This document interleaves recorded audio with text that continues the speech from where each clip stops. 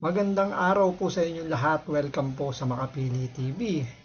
Dahil po sa pinaggagawa ni Tariela, nagkakagulo po ngayon sa Senado dahil nga imbis na kastiguin nitong mga senador tulad ni Risa Hontiveros, ni Kiko Pangilinan, ni Erwin Tulfo, itong si Tariela, parang kinukonsinti pa nila itong si Tariela sa mga pinagsasabi niya laban sa presidente po ng China na Xi Jinping. Alam naman natin na may sigulot talaga ang Pilipinas at ang China tungkol doon sa West Philippine Sea na ano ba talaga yung pinaka main purpose, bakit kailangan makipagdialogo sa China.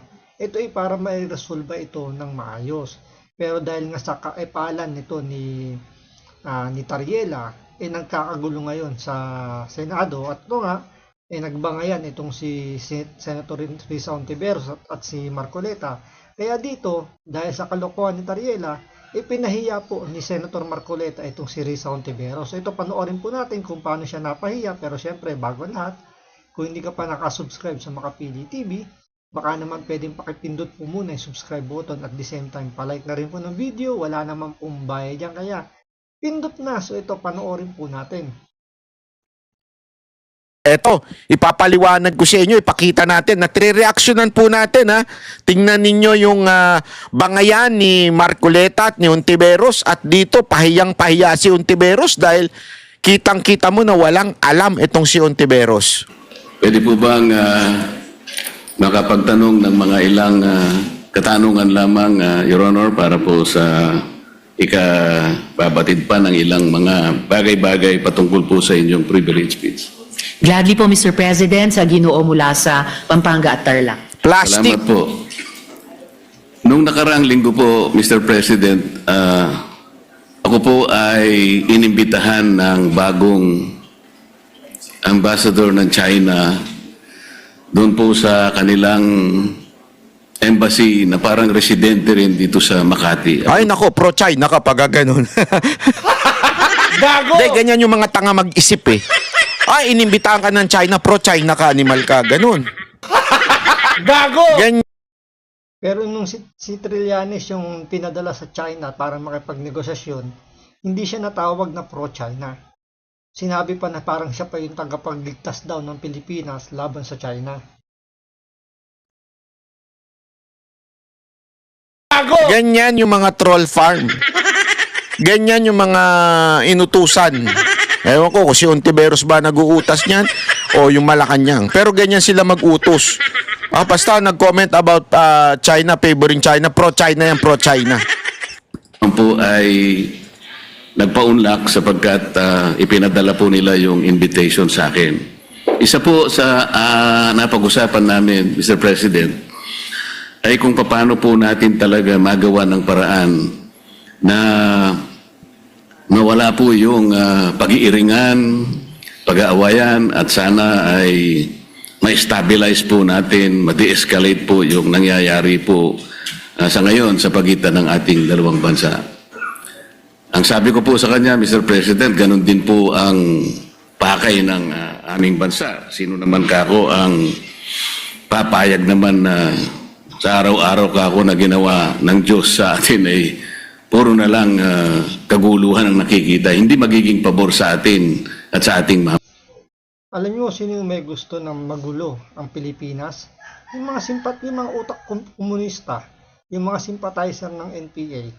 Kasi ayaw nilang umasenso ang Pilipinas, ayaw nilang maging maayos ang Pilipinas. Ang gusto nila magulo para meron silang nauuto. Siyempre pag magulo ang Pilipinas, baga yung pag-iisip ng mga Pilipino masyadong nagiging marahas. At yan yung ginagamit ng mga utak komunista, yung mga sympathizer ng NPA para makapang-uto sila. Kaya nga pansinin niyo, wala silang ibang paraan na naiisip na pwedeng ibahagi para alam niyo mapababa yung tensyon, maayos yung problema. Dito tingnan niyo yung China na yung nag-reach out na rin, di ba? Although hindi natin alam kung sincere sila doon, pero the facts na yung nag-reach out sila para maayos na yung problema ng Pilipinas at China, may mga kawani ng gobyerno mismo. Ito yung mga mismong tao ng gobyerno ang talagang gumagawa ng paraan para hindi maayos yung sigalot ng Pilipinas at China. At sa ating mamamayan. Ang sabi po niya sa akin, Mr. President, na ito po ay gusto ko rin ibahagi sa ating Honorable Risa Ontiveros, Senator Ontiveros, ay yung kanilang kagustuhan talaga maisantabi natin, yung dispute ngayon. Ang sabi ko sa kanya, bakit kasi nakikita natin yung mga barko ninyo, kung minsan binubomba ninyo ng tubig yung mga ilang mangingisda namin o kaya yung nagre-resupply ng aming provision sa Ayungin Shoal. Hindi ba natin may iwasan yun? Sabi kong gano'n sa kanya. Alam mo, sabi niya, Mr. President, Sino naman yung nagpatugtog nun? Gago! May nagri-ringtone kanta. Ito, at least dito, dinerecho ni Senator Marcoleta yung Chinese ambassador. panahon ng dating Pangulo, ginawa na natin yun. We have a relative peace nung panahon na yun. Ang problema sa ngayon ay, maski ikaw, makikita mo naman, binanggit niya po yung nangyari sa ginawa yata ng spokesman o spokesperson ng Coast Guard. At ng Task Force West Philippine Sea. So yun po, na Mabuting Ginoo. sana Talagang palabon eh. Hindi, the task force spokesperson kasi daldal ng daldal. Hindi naman siya dapat ang nagsasalita. DFA dapat yan eh. Pero daldal ng daldal yung Tariela na yan.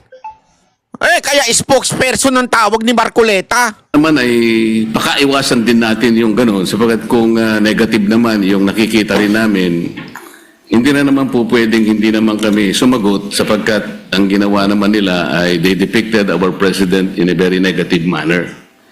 3 cartoons yun na siyempre Pangulo namin yun, hindi naman pwedeng hindi namin sansalain o sabihin man lang sa inyong pamahalaan, wag naman ganito. Siguro, ang itatanong ko po sa inyo, Your Honor, si Ginoong Tariela po ba ang ating opisyal na tagapagsalita kung pag-uusapan ay ang relasyon ng ating bansa sa ibang mga bansa, particular na yung China? Salamat, Mr. President, at sa mabuting Ginoo mula sa Pampanga at Tarlac. Sa pagkakaalam ko po, Mr. President, si Commodore Tariela ay spokesperson ng Task Force West Philippine Sea na binuo po batay sa polisiya ng buong gobyerno natin ng whole of government approach sa ganitong kahalagang usapin ng foreign policy. At dala po niya yung updated na dokumentasyon ng ating mga kung may positibo at unfortunately mas maraming negatibong mga engagements ng gobyerno ng China sa ating karagatan, lalo na yung paghaharas po sa mga barko at mga ibang vessels ng Philippine Navy at Philippine Coast Guard, yung pagkait po sa ating mga mangingisda ng access sa kanilang kabuhayan sa traditional na fishing grounds natin, yung pag-i-interest din po nila sa ating mga gas and oil reserves sa ilalim ng ating karagatan. At sa lahat po, so far, nang nasaksihan ko pong mga pananalita ni Commodore Tariela, batid ko po ang kanilang taguyod talaga sa pambansang interes ng ating bansa. Partikular dun sa incident na tinanong ng good gentleman mula sa Pampanga at Tarlac, nagsasalita si Commodore Tariela sa isang forum, sa isa sa mga kolehiyo sa ating mga pamantasan, at ipinakita niya kung paano kumikilos ang gobyerno ng China led by the Chinese Communist Party at kanilang kasalukuyang presidente. Hindi yan ang tinatanong. Yung problema sa inyo, hindi yan ang sinasabi ni Senator Marcoleta. That is not the point. Tama naman. Ituro kung papaano ang ginagawa ng China sa atin. Okay, walang problema dyan. Hindi yan ang sinisita ni Marcoleta. At, ewan ko sa'yo. Kung pagpapakita lamang po ng visuals para gawing mas dramatic o graphic para sa mga estudyante, aba po, matagal na pong nanguna ang gobyerno ng China sa ating bansa at sa ating gobyerno, pati po sa iba't ibang mga opisyal ng ating gobyerno. For at least 1 decade, Mr. President, ang mga opisyal na pahayagan ng gobyerno ng China ay nagpapakita ng mga visuals din, and overwhelmingly, derogatory po ang kanilang mga ipinapakita. Nilalarawan ang presidente ng Pilipinas bilang isang megaphone lamang ng ibang bansa, dinodrawing na Sa iyo na nanggaling eh. Even if sa media na nanggagaling o pagmamay-ari ng kanilang gobyerno, tandaan mo, yan ay media pa rin. So hindi yan official na ng China. Kasi ang sinasabi nito ni Ontiveros, hindi naman tayo nauna. Sino ba nauna? Sila naman eh. Sila daw yung nagpapakita ng kung saan ay may megaphone ng parang megaphone ng Amerika ang Pilipinas o yung presidente ng Pilipinas. Again, ulitin natin, hindi naman po ibig sabihin nun yun ang official statement. Kasi hindi naman nanggaling sa government official nila yun. Even if pagmamay-ari pa, kasi ganyan naman sa China eh. Yung mga pahayagan parang kontrolado nila kasi nga 'di ba medyo communist pa rin sila, but at the same time it's not an official statement and it did not came from officials ng kanilang ng gobyerno. Tapos sabihin na natin mali, 'di ba, mali yun yung ginawa ng China, ba't natin gagayahin para tayong bata na gaya-gaya? Hinawakan sa tenga. Hawakan mo rin sa tenga. Hawakan mo rin sa tenga. Alam mo na ngang mali. Ba't ito pa gagawin? Mamaya tingnan nyo. Sasabihin pa ni Marcoleta dyan na ang mali ay hindi may tatama ng isa pang pagkakamali.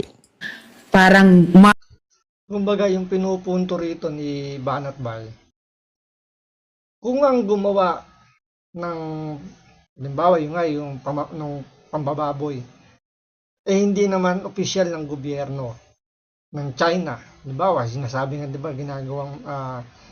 ginawa raw megaphone yung Pilipinas ng Amerika.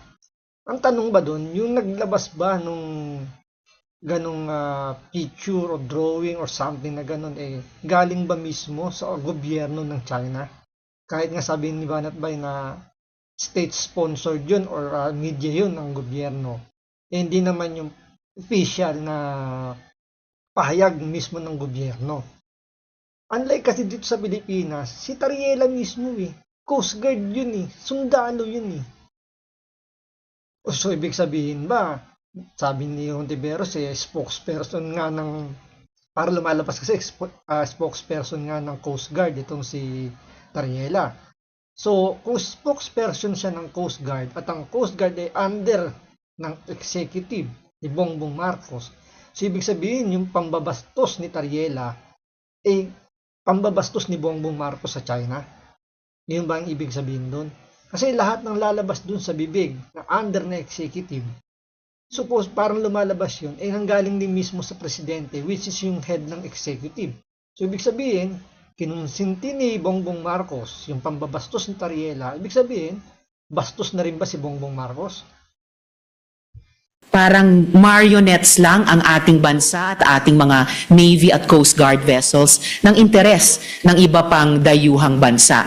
Wala pong ipinapakitang respeto at tahasang pambabastos sa ating gobyerno. So, dun sa idinaing ni Ambassador sa good gentleman mula sa Pampanga at Tarlac, di hamak na mas maraming dapat iwasto sa kanilang pakikitungo sa atin, hindi lamang sa karagatan dun sa maraming insidenteng nabanggit na, kundi pati sa paglalarawan, literally and figuratively, sa ating gobyerno at ating bansa kapag nagsusumikap tayong magtahak ng isang independent at interdependent foreign policy, Mr. President.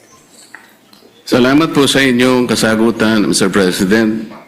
Alam ko po na si J. Tariela ay siyang tagapanguna ng Transparency Initiative sa ilalim po ng National Security Council ng ating bansa. Ang Transparency Initiative po, Mr. President, ay yung tinatawag na assertive transparency or measured transparency.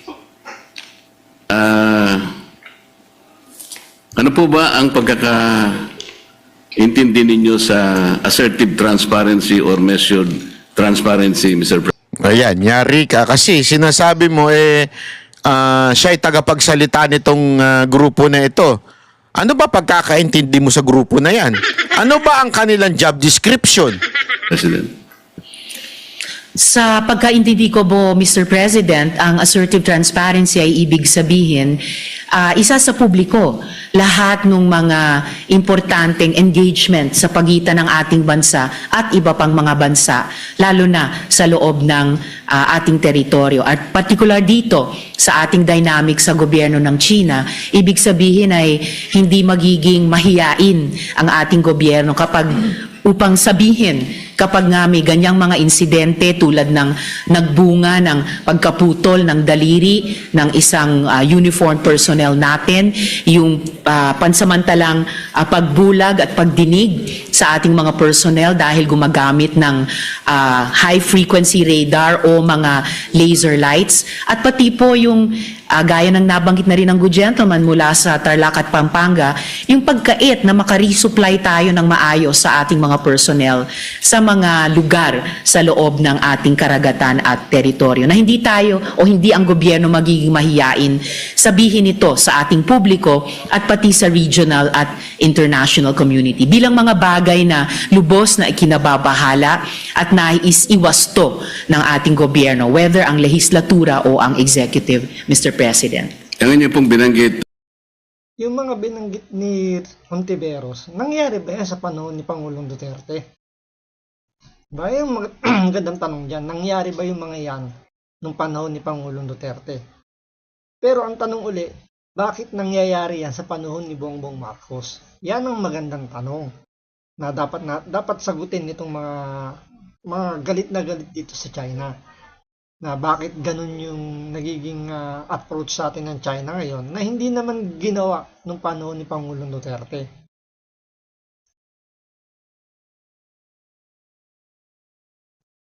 ang inyo pong binanggit, Mr. President, ay napapaloob dun sa definition ng assertive transparency.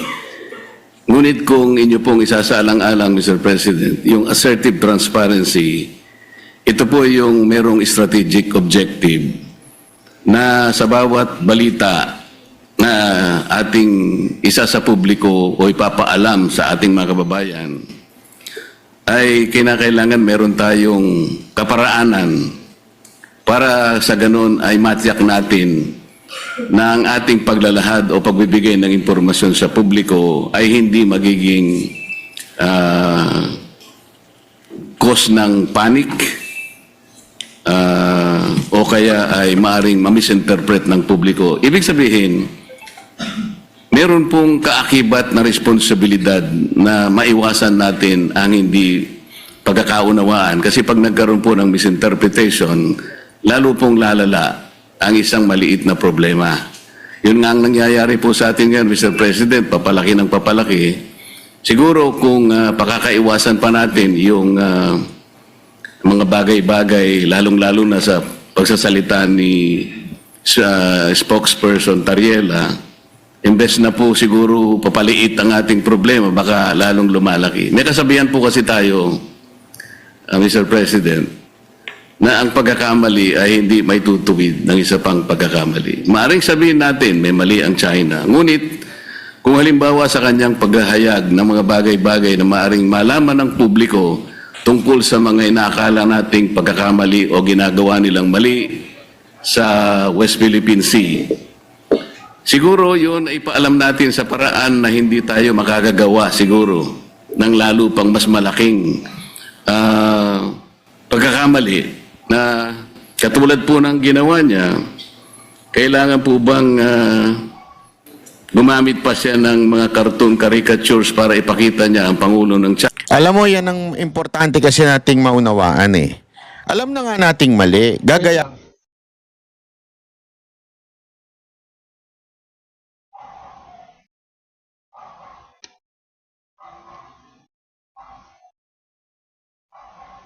Gagayahin pa natin. Kasi sabi ko nga sa inyo, we have a problem. We have a big problem. Pagdating ho sa China and Philippines sa West Philippine Sea o sa South China Sea. Malaki problema natin dyan. Meron talaga tayong hindi pagkakasunduan with them. Some say wala pa yung totoong linya. Hindi naman po yun ang sinasabi ng UNCLOS. Ngunit ang sinasabi ay ito ay common fishing ground, but it doesn't mean atin yun. May mga ganyang klaseng argumento. Ibig sabihin, may kanya-kanya ho tayong opinion.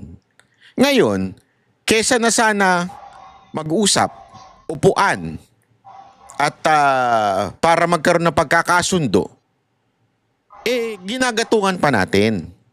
'Di ba? At itong si Tariela, para ito yung alam mo yung pag nagsusugal ka, yung nagdaano ka, tapos o kaya nagbo-boxing, o kung ano mang competition, ito yung parang bumabang ka, yung amuyong mo sa likod.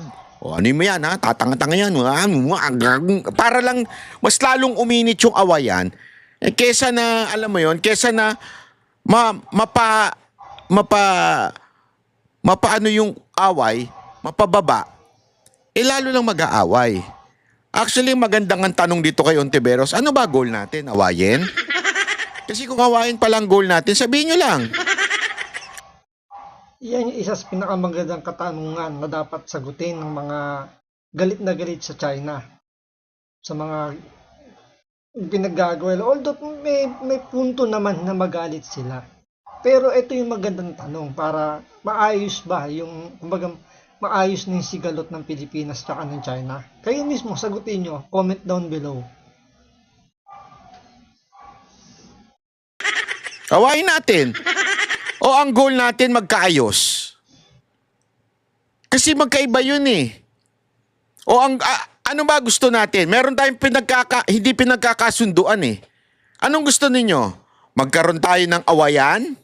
Para mas lalong hindi tayo magkasundo? O ang gusto ninyo ay upuan natin yan, pag-usapan natin, ayusin natin? Kung ang gusto nating maging end ay magkaroon ng mapayapa at magandang usapan, yung ginawa ni Tariela ay isang katarantaduhan, kabastusan. Kung yun ang gusto natin, magkaroon ng kapayapaan, magkaroon ng kaayusan. Pero kung ang gusto natin, gulo lang, tama yung ginawa ni Tariela. Di ba? Gago! Kaya... Correct. Diba? Kung gusto na talaga ng gulo, pero ang problema, madadamay ang buong Pilipinas. Pati yung mga nagtatrabaho sa China, sa mga colony ng China, madadamay. Yun ang malaking problema dyan kapag nagkaroon ng gulo. Malaking gulo, hindi man ito yung armed na gera, ganyan, di ba? Pero yung economic na, halimbawa, bigyan ng sanction ng China, gipitin yung Pilipinas, mga Pilipino unang madadamay dahil sa mga kalokohan nito ni Tariela sa pagiging epal niya, yung pagiging bastos niya. Madadamay yung buong Pilipinas, pati yung mga Pilipinong ang gusto na naman magtrabaho sa ibang bansa doon sa mga lugar na hawak ng China. Yan ang hindi naiisip nito ni Tariela na ang alam lang mambastos ng dahil hindi nga, pinado naman tayo, hindi natin kaya yung China. Pero siguro naiisip niya na hindi natin kaya yung China, gagawin niya, babastusin na lang niya. So, yung pambabastos na ginawa niya, dahil nga hindi naman nagsasalita si Bongbong Marcos, so ibig sabihin, kinukonsinti ni Bongbong Marcos yung pambabastos nito ni Tariela dito kay Xi Jinping. So ibig sabihin, bastos din ito si Bongbong Marcos. Kaya nga, yun ang dapat itanong dyan. Ano ba gusto ninyo? Gulo o magkaroon ng kaayusan dyan sa lugar na yan? Kayo na mamili. Ang gulo nyo eh. Gusto nyo magkaroon ng kaayusan. Gusto nyo hindi tayo bombahin. Gusto nyo hindi agawin sa atin yung lugar na yan. Bakit natin babastusin pa? Di syempre matitrigger sila lalo. Ano ba katanga? Tanga ba kayo? Hindi ako Yan talaga ang gustong gawin nitong mga utak komunista na nahawa na itong sila Tariela, na hindi maging maayos ang Pilipinas. Ang gusto nila maging magulo ang Pilipinas para nang sa ganon meron silang mauuto at mapapalakas pa lang lalo yung kanilang mga puwersa. Hindi natin sinasabing kapanalig na ng mga kakaliwa itong si Tariela, pero yung takbo kasi ng kanyang pag-iisip, parang ganon. Kaya kinukonsinti nitong mga nila Hontiveros. Kasi ganyan ang gusto nila. Huwag maging maayos ang Pilipinas para nang sa ganon, makapanloko pa rin sila. So hanggang dito lang po muna. Maraming salamat po sa panonood. Ingat po kayo lagi. God bless.